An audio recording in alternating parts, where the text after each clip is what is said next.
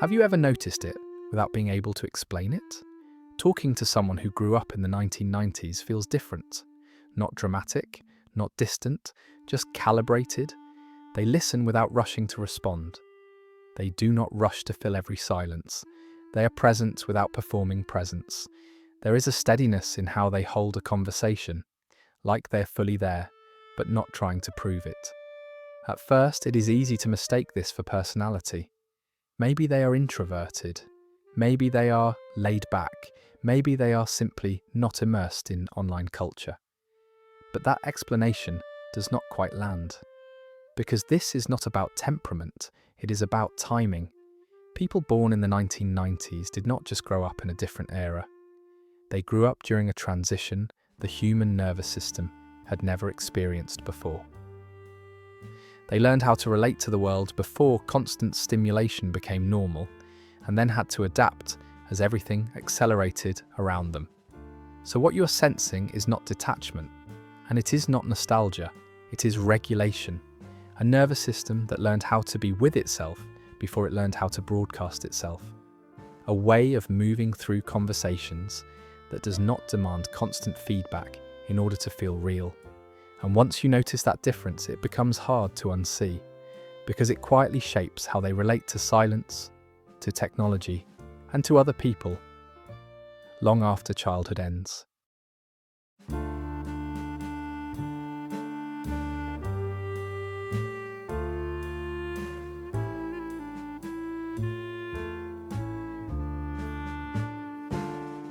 People born in the 1990s occupy a psychological position no generation before or after them fully understands. They are not purely analog, and they are not truly digital. They grew up in the narrow space between the two. Their early years were shaped by a world that moved slowly enough to feel solid. Communication required intention. Connection required effort. Time had weight. If you wanted to see someone, you planned. If you wanted information, you searched for it patiently. If you missed something, it was simply gone. Then, almost without warning, the ground shifted. Technology did not arrive gradually. It accelerated. Suddenly, speed became the expectation. Availability became the norm. Visibility became currency. And this generation had to adapt while their sense of self was still forming. This is what it means to be a bridge generation. A bridge does not belong fully to either side. It exists to connect what came before with what came after. And psychologically, that role is demanding. People from the 1990s learned how to switch codes constantly. One moment, they move comfortably through digital spaces. The next, they long for a kind of depth that technology struggles to replicate. They understand convenience, but they remember cost. They value progress, but they remember what was traded for it. This constant adaptation built flexibility, but it also created tension. They are fluent in two worlds that operate by different rules, and living in between shaped not only how they use technology, but how they relate to time, relationships, and themselves. To understand them, you have to understand that they were never meant to choose a side. They were shaped to carry both. For people who grew up in the 1990s, childhood unfolded without a record button. Moments did not come with a pause function. There was no instant replay, no archive waiting online to be revisited later. If something happened, it lived only once. And then it was gone. Saturday morning cartoons could not be rewound. Family gatherings were not documented from every angle. Embarrassing moments faded instead of being preserved. Joy existed fully in the moment, because there was no expectation that it would be captured, shared, or validated afterward. This shaped something subtle but powerful in the nervous system. Presence was not a practice, it was a requirement. When moments cannot be saved, the mind learns to stay. Attention settles naturally instead of being pulled in multiple directions. Experiences feel complete because there is no part of the brain holding back, thinking about how it will look later or how it will be received by others. This is not nostalgia. It is psychology, a nervous system that develops without constant external observation learns how to be internally anchored. It does not need to perform awareness in order to feel real. It does not require proof to trust that an experience matters. Later, when technology introduced endless documentation, this generation already carried a different baseline. They could use the tools, but their sense of presence did not depend on them. Silence did not feel empty. Moments did not need witnesses. That early environment trained a quiet kind of attention, one that stays with what is happening, instead of splitting itself between the moment and its potential representation. And that difference still echoes today, in how they listen, how they remember, and how fully they inhabit the space they are in. For people who grew up in the 1990s, boredom was not something to escape instantly. It was something you eventually learned to sit with. There was no endless stream of content waiting in your pocket, no algorithms stepping in the moment stimulation dropped. When boredom appeared, it stayed, and that forced a choice: remain uncomfortable or create something from the empty space. This is where imagination entered. Boredom became the doorway to interactivity. You invented games, you daydreamed, you replayed conversations in your head. You learned how to occupy your own mind without external input. Over time, this trained something deeper than creativity. It trained emotional self-regulation. When there is nothing to distract you, the nervous system learns how to settle itself. It learns that discomfort rises, peaks, and fades without needing immediate relief. That skill is rarely named, but it matters. It becomes the foundation for being alone without panic, for waiting without agitation, and for feeling restless without needing to numb it. Today, boredom is often treated as a problem to solve immediately, but for this generation, boredom was a teacher. It showed them that inner life could be rich enough to hold attention on its own. This is why many people from the 1990s do not fear quiet the way others do. Silence does not signal emptiness. It signals possibility. They learned early on that when the outside world goes still, the inside world does not disappear, it wakes up. And that relationship with boredom shaped how they think, how they cope, and how comfortable they are being with themselves without needing constant stimulation to feel alive. For people who grew up in the 1990s, waiting was built into daily life. Not as a lesson, but as a condition. You waited for movies to arrive at the video store. You waited for your favourite song to come on the radio, hoping the disc jockey would not talk over the intro. You saved allowance money for weeks or months to buy a single compact disc. Desire did not lead directly to fulfillment. Time sat in between. This repeated experience shaped the nervous system in a quiet but lasting way. Psychologically, delayed gratification is not just about patience, it is about trust. Trust that what you want can exist without being immediately satisfied. Trust that anticipation does not destroy desire, but deepens it. When rewards arrive after effort and time, the brain learns that waiting is survivable and even meaningful. That lesson carries forward into adulthood. People shaped this way often approach goals differently. They are less likely to demand instant results and more willing to tolerate the middle phase, where progress feels slow and invisible. In relationships, this can show up as emotional patience. They do not rush connection or force intensity. They allow bonds to form gradually, without constant reassurance. This does not mean they care less. It means they are not driven by urgency. In contrast, a culture built around immediacy trains the nervous system to equate delay with loss. When everything is available instantly, waiting can feel like rejection or failure. For those raised earlier, waiting never meant absence. It meant process. This difference explains why many people from the 1990s can sit with uncertainty without collapsing into anxiety. They learned early on that not everything unfolds on demand. Some things ripen, and that emotional patience still shapes how they commit, how they persist, and how they move through life decisions that cannot be rushed. no matter how fast the world becomes.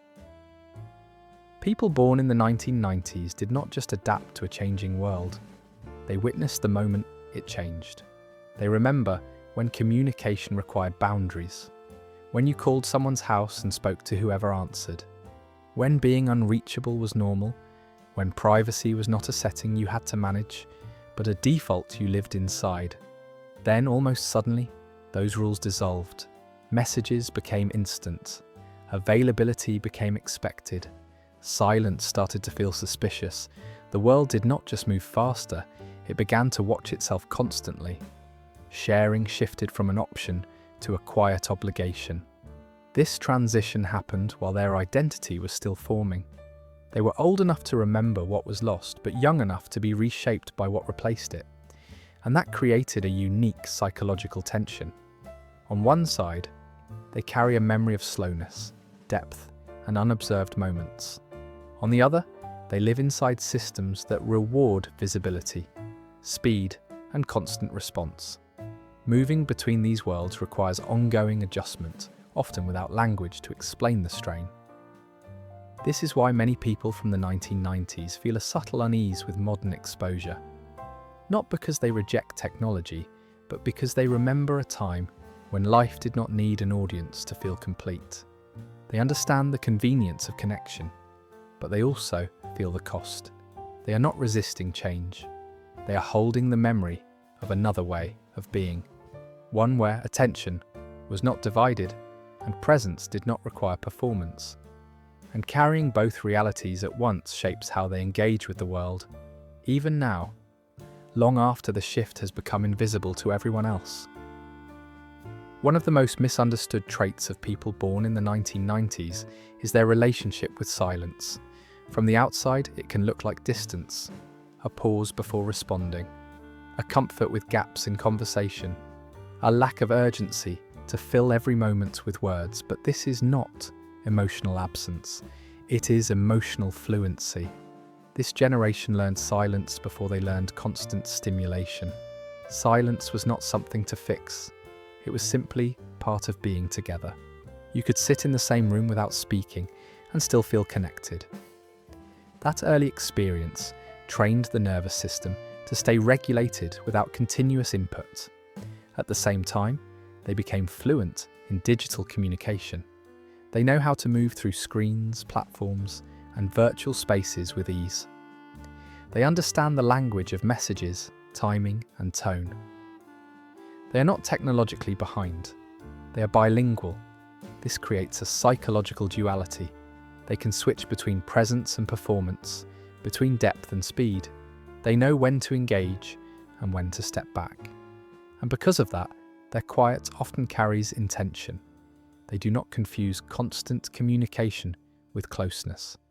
They understand that connection does not disappear when words pause.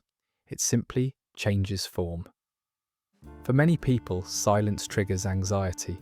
It feels like rejection or loss. For those shaped earlier, silence is neutral. Sometimes it is even grounding. This ability to move comfortably between silence and screens is not indifference.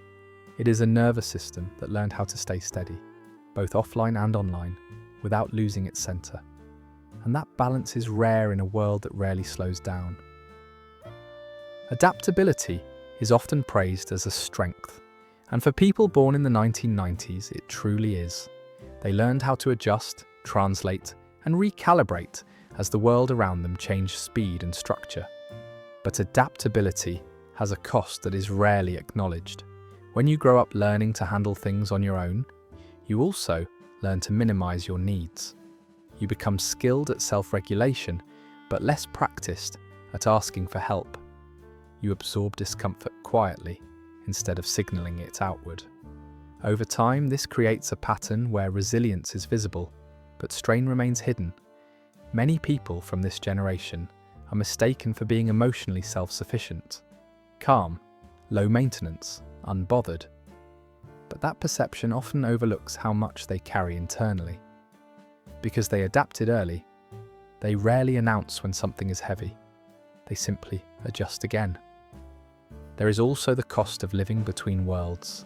Being fluent in two psychological environments can mean fully belonging to neither. They understand the pace of modern life, yet feel subtly out of rhythm with it. They remember depth, but operate in systems that reward speed. This creates a quiet sense of displacement that is difficult to explain. They are not disconnected, they are managing complexity. The hidden cost of adaptability is that it can delay recognition. Others see competence and assume ease, but inside there is often fatigue from constantly recalibrating to environments that do not pause. Understanding this cost is not about removing strength. It is about finally naming what that strength required and what it continues to ask of them every day. Many people born in the 1990s share a quiet, unsettling feeling. It is not burnout, it is not pessimism. It is a sense of having lived through more than their age seems to justify. They often feel older than they are.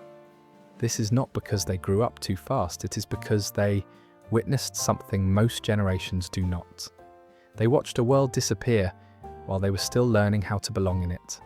They remember a time when life moved at a human pace, when attention was not constantly fragmented, when social rules were slower, clearer, and less demanding. And then, within a single lifetime, those rules dissolved.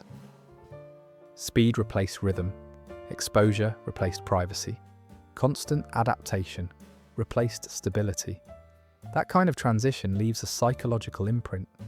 When you carry memory of a world that no longer exists, you develop a form of emotional gravity. Not sadness exactly, more like weight, a sense that something meaningful was lost, even if something useful was gained. This creates maturity without cynicism, awareness without bitterness.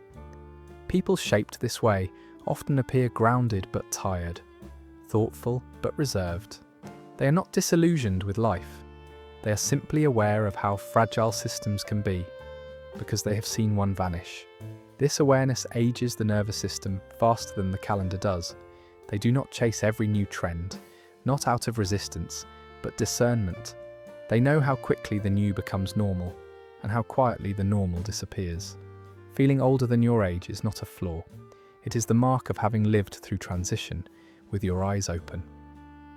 And that kind of experience changes how you move through the world, slowly, carefully, and with a depth that cannot be rushed.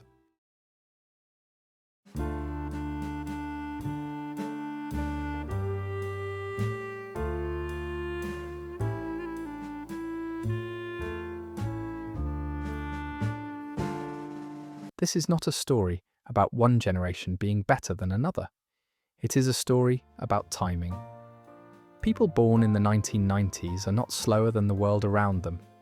The world simply learned how to move faster. They are not distant or disengaged. They learned regulation before stimulation became constant. What shaped them was not superiority or resistance to change. It was exposure to contrast. They experienced life before constant visibility, and then adapted when visibility became the norm.